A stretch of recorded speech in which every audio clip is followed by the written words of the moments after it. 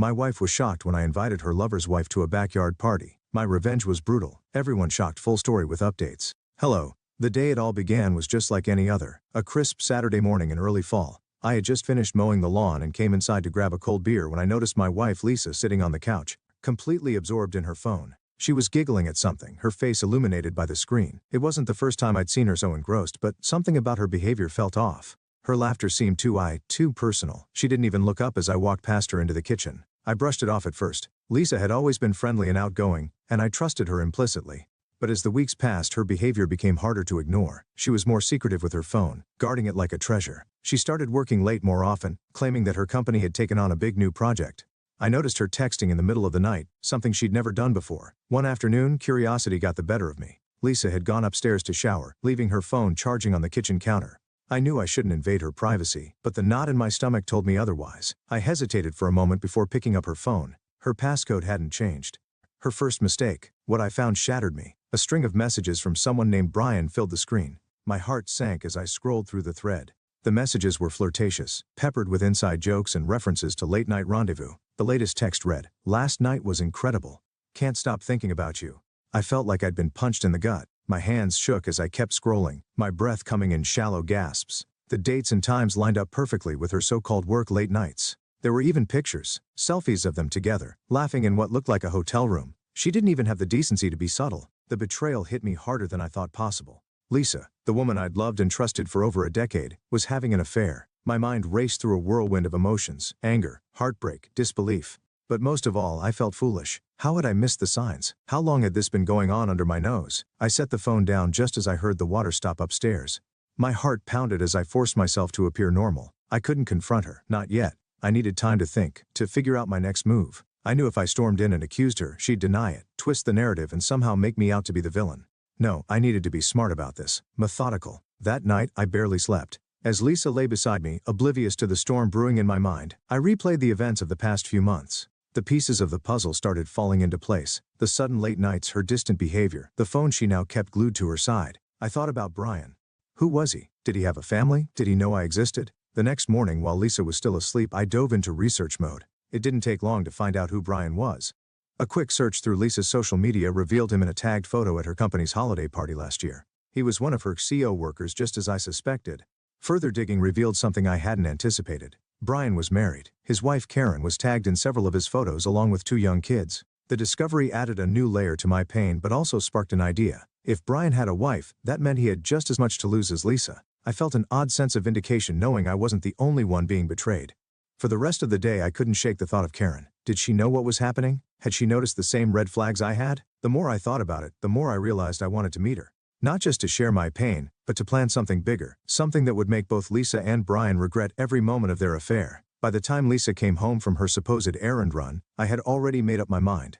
I wasn't going to be the passive, heartbroken husband. I was going to take control of the situation. The betrayal wouldn't destroy me, it would define me. And Lisa had no idea what was coming. The morning after discovering Lisa's affair, I woke up feeling strangely calm. The initial wave of devastation had subsided, replaced by a cold, calculated resolve. If she thought I would confront her with tears in my eyes and plead for an explanation, she had severely underestimated me. Lisa had betrayed me, and I would make sure she felt the weight of her choices. The best part? She wouldn't see it coming. First, I needed more information. It wasn't enough to know Brian's name and that he had a wife named Karen. I needed to understand who they were as a couple.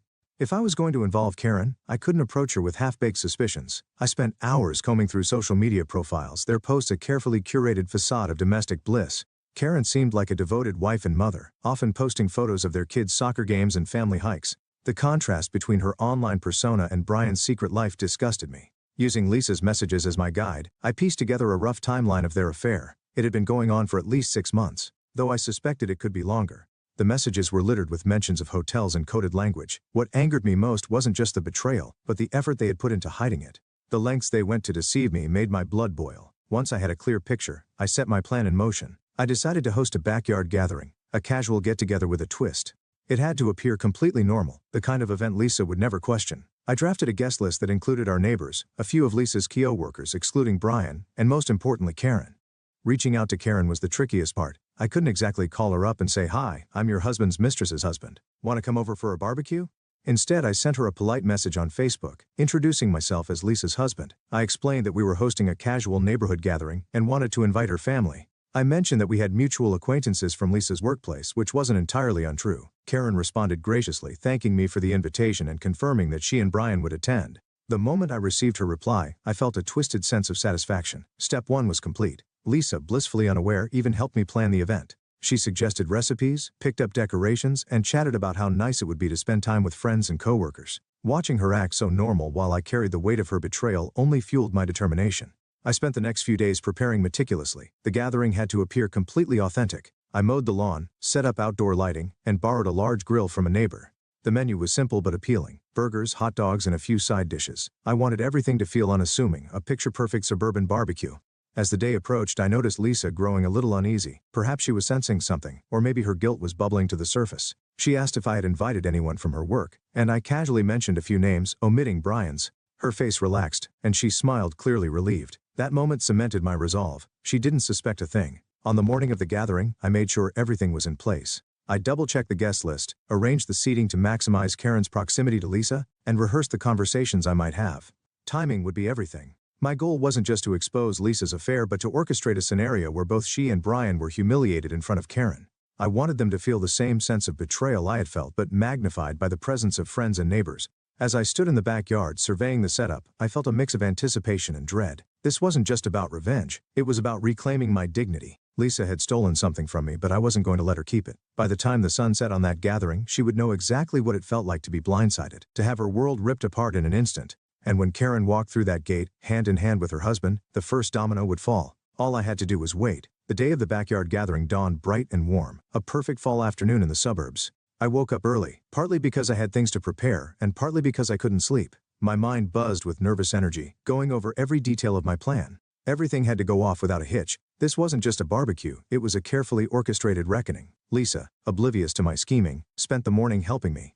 She arranged flowers for the tables and chatted about how nice it would be to see everyone. I watched her closely, searching for cracks in her facade, but if she suspected anything, she didn't show it. Her behavior only fueled my anger. How could she stand there smiling and laughing after what she had done? By noon, the backyard was ready. String lights crisscrossed overhead, the tables were set with casual centerpieces, and the grill was prepped. It looked like something out of a magazine, warm, inviting, and utterly deceptive. I'd invited about 15 people, a mix of neighbors, Lisa's Kio workers, and a few old friends. My heart raced as I thought about the final guests, Brian and Karen. Karen had texted me earlier that morning, thanking me again for the invite and confirming that they would be coming. I'd replied with a friendly "looking forward to seeing you both," as if this was nothing more than a neighborly gathering. The truth? I was counting down the minutes until they walked through the gate. As guests started arriving, I played the part of the gracious host. I handed out beers, flipped burgers, and chatted with the neighbors about football and local gossip. Lisa floated around the yard, laughing and mingling, completely unaware of the storm brewing just below the surface. Every time I looked at her, I felt a pang of anger. But I forced myself to stay calm. The time for confrontation wasn't yet. About an hour into the gathering, I spotted them. Brian and Karen entered the backyard, hand in hand with polite smiles on their faces. Brian looked like every suburban dad you'd see in a car commercial: khakis, polo shirt, confident stride. Karen, by contrast, was warm and unassuming, dressed sundress with her hair tied back. She seemed genuinely excited to meet new people, and I felt a pang of guilt knowing what was about to unfold. I greeted them with a wide smile, shaking Brian's hand firmly and giving Karen a friendly nod. Lisa was mid-conversation with one of our neighbors when she spotted them. Her expression froze for the briefest moment before she plastered on a fake smile and waved. I could see the panic in her eyes. Good, let her squirm. Brian's reaction was more controlled. He greeted Lisa casually, though I noticed he avoided her gaze for too long. Karen, oblivious, complimented the setup and commented on how nice it was to meet new people in the neighborhood. I ushered them toward a table near the center of the yard, ensuring they would be seated with people Lisa and Brian both knew. As the afternoon wore on, I worked to subtly steer the atmosphere. I made small talk with Karen, learning more about her and her family. She mentioned their kids, how they were involved in sports, and how Brian had been so busy with work lately. I nodded sympathetically, glancing at Brian, who was nervously nursing a beer. Lisa, meanwhile, looked like she was trying to hold it together, her laughter forced, her movements stiff. By the time dinner was served, the tension was palpable. I caught Lisa glancing at me repeatedly, as though trying to gauge whether I knew something. She was probably wondering why I'd invited Brian and Karen, but she didn't dare ask. I could almost see her thoughts racing. Did I know? Was it a coincidence? I let her simmer in her paranoia. At one point, I sat next to Karen and struck up a conversation about her hobbies. She mentioned painting, and I nodded, feigning interest. All the while, I could feel Lisa's eyes on us. She was sitting across the yard, engaged in a half-hearted conversation with a neighbor, but her attention was on me. She couldn't stand that I was talking to Karen, and it was delicious to watch her struggle to stay composed. As the sun began to set and the lights twinkled overhead, I knew it was time to take the next step. The stage was set. Everyone was relaxed, chatting and enjoying the food. Lisa and Brian were both visibly on edge, though neither dared to make a scene. Karen, still blissfully unaware, was laughing with one of the neighbors. I stood up, clinking my glass to get everyone's attention. "I just wanted to thank you all for coming tonight," I began, my voice steady. Lisa looked up sharply, her smile faltering. "It's not often we get to gather like this, and I think it's so important to build a sense of community." I paused, locking eyes with Lisa for a split second before continuing. "I also want to thank my wife Lisa for helping me put this together. And of course, a special welcome to Karen and Brian. It's so nice to have new faces here." Brian shifted uncomfortably in his seat, and Lisa looked like she might faint. Karen smiled warmly, unaware of the loaded subtext in my words. My heart pounded, adrenaline coursing through me. This was only the beginning. The real fireworks were yet to come. The backyard was buzzing with casual chatter as I watched my wife Lisa move through the crowd. She was smiling and laughing, though the stiffness in her movements betrayed her. The arrival of Brian and Karen had rattled her more than she wanted to let on. Every time she thought no one was watching, she darted nervous glances in my direction or toward Brian. She must have been dying to ask why they were here, but couldn't find the courage to confront me. Brian, for his part, was playing it cool, though his posture was tense. He avoided Lisa entirely, sticking close to Karen, who seemed completely at ease, laughing with the neighbors and commenting on how wonderful the setup was. It was almost painful to watch her. She had no idea her husband and Lisa were hiding an affair that could shatter her life. As the night settled in, the soft glow of string lights made everything feel oddly serene. But beneath the surface, the tension was electric. I moved between groups of guests, topping off drinks and making small talk, all while keeping an eye on Lisa and Brian. I wanted them to sweat, to wonder, to feel the same uncertainty and paranoia that had plagued me since the moment I discovered their betrayal. At one point, I caught Lisa cornering Brian near the drinks table. They were speaking in hushed tones, their faces close but not too close, trying to look casual but failing miserably. I took the opportunity to join them. "Everything okay over here?" I asked, my voice casual but laced with meaning. Lisa flinched as though I'd caught her doing something wrong. "Oh yes, just talking about work," she stammered, her eyes darting between me and Brian.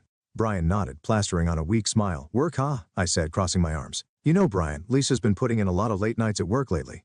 She's mentioned how busy things have been." My words hung in the air, heavy with implication. Brian's face went pale, and Lisa's hand tightened around the glass she was holding. Karen wandered over before either of them could respond. "What are we talking about?" she asked cheerfully, slipping her arm through Brian's. Her presence only heightened the tension, and I couldn't suppress the flicker of satisfaction at seeing Lisa's shoulder stiffen. "Oh, just work stuff," I said smoothly, flashing Karen a friendly smile. "But you're lucky, Karen. You've got a husband who works hard and still makes time for family. That's rare these days." Brian coughed, nearly choking on his drink, while Lisa's face turned a shade of red I'd never seen before. Karen, completely oblivious, beamed.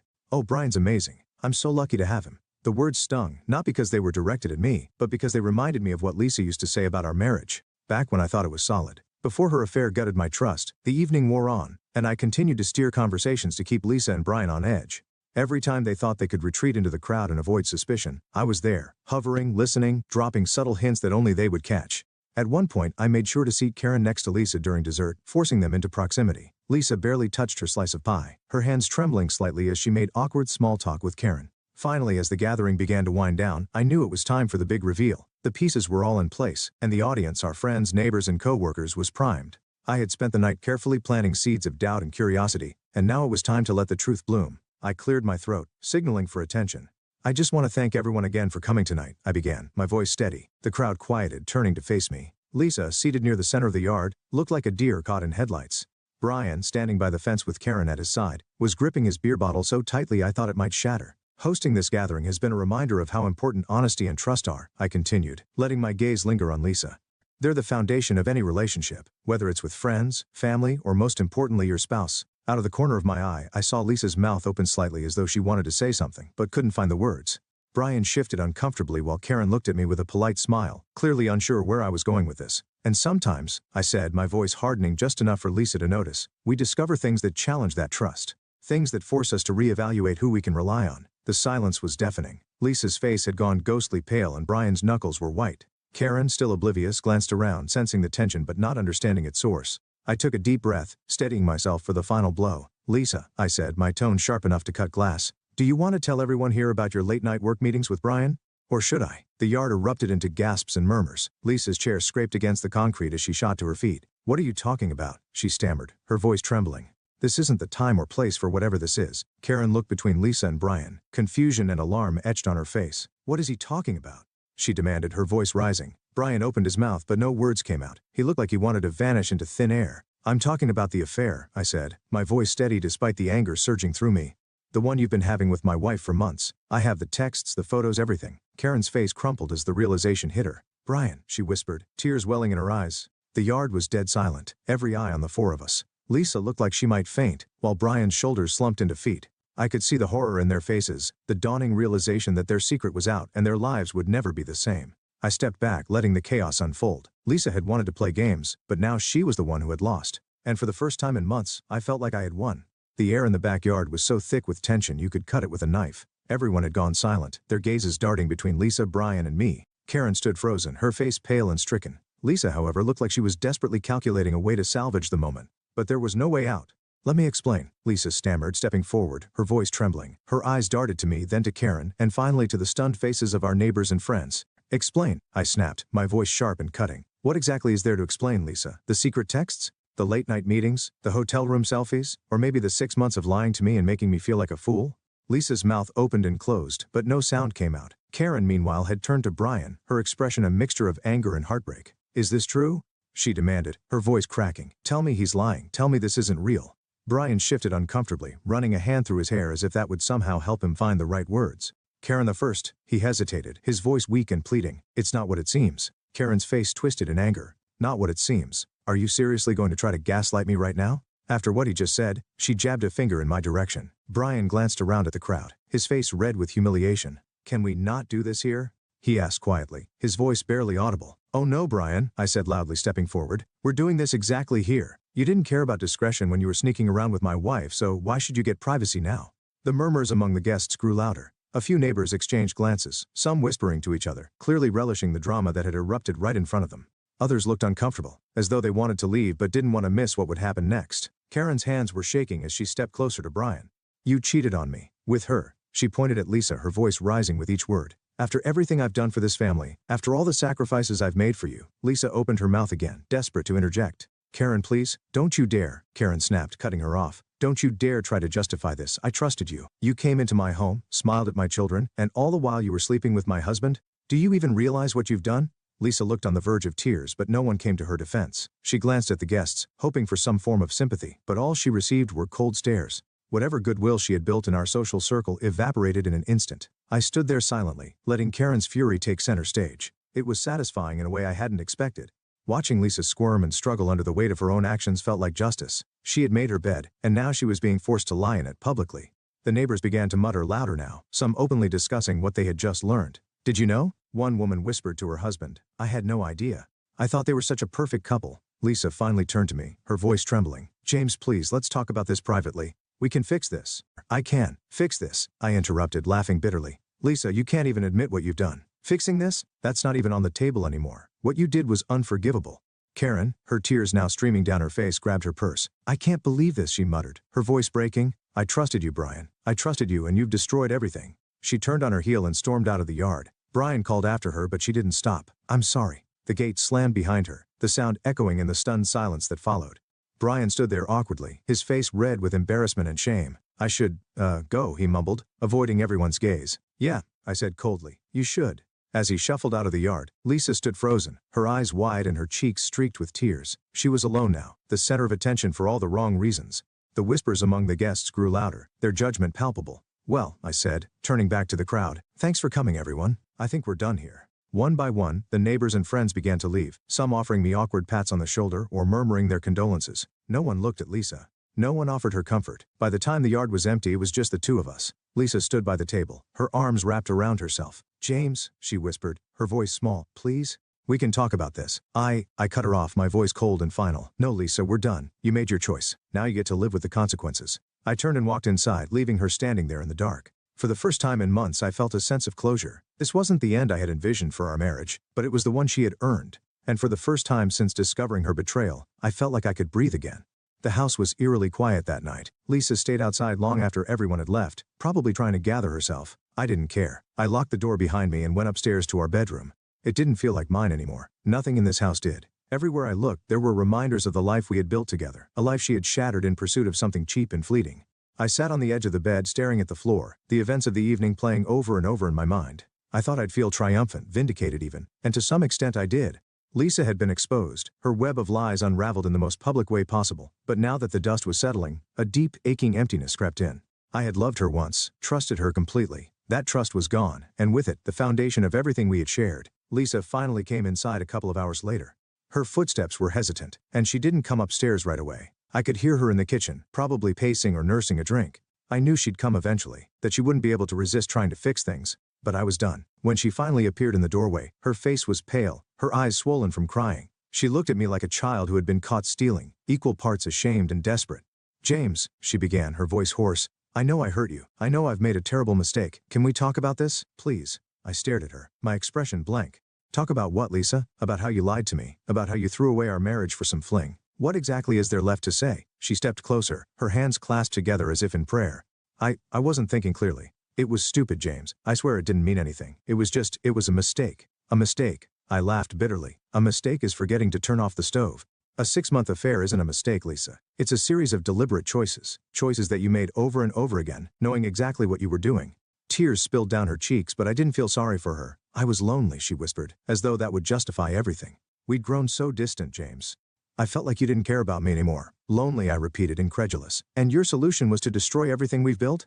To betray me with someone else's husband? You didn't just hurt me, Lisa. You hurt Karen, their kids, and everyone who believed in us." She broke down then, collapsing into a chair and burying her face in her hands. "I know," she sobbed. "I know I ruined everything, but I can fix it. I'll do whatever it takes. Therapy, counseling, anything. Just don't give up on us, please." For a moment, I felt a pang of pity. She looked so small, so broken. But I reminded myself that this wasn't about her pain. It was about mine, the betrayal, the humiliation, the months of deceit. She had made her choices, and now she had to live with them. "I don't think there's anything left to fix," I said quietly, my voice steady. "You made it clear what I meant to you when you started sneaking around with Brian. That's not a mistake, Lisa. That's who you are, and I can't be with someone like that." Her sobs grew louder, but I didn't waver. I stood up, grabbed a pillow and blanket from the bed, and headed toward the guest room. "You can sleep here tonight," I said, not looking back. "We'll figure out the logistics in the morning." The next few weeks were a blur of lawyers, paperwork, and awkward conversations with friends and family. Word of the backyard gathering spread quickly, and it didn't take long for the entire neighborhood to learn about Lisa's affair. Our friends, once close-knit, began to distance themselves from her.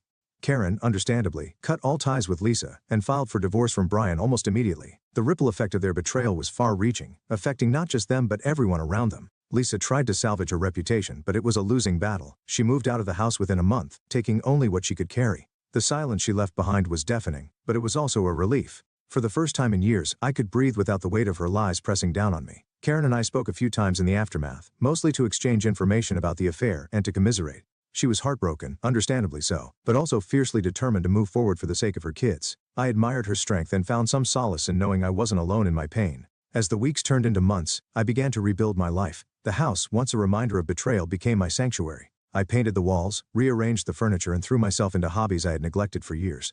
The process was slow, but with every step I felt a little lighter. One evening, as I sat on the back porch with a beer in hand, I reflected on everything that had happened. Lisa's betrayal had shattered me, but it had also forced me to reevaluate my life. I realized I had been living on autopilot, ignoring the cracks in our relationship because it was easier than facing them. In a strange way, her infidelity had freed me, not just from her, but from the complacency that had crept into my life. As the sun dipped below the horizon, I raised my bottle in a silent toast. To the truth, no matter how painful, to new beginnings, and to the peace that comes from knowing I had nothing left to lose and everything to gain. Thank you for watching till the end. If you enjoyed the story, make sure to hit the like button.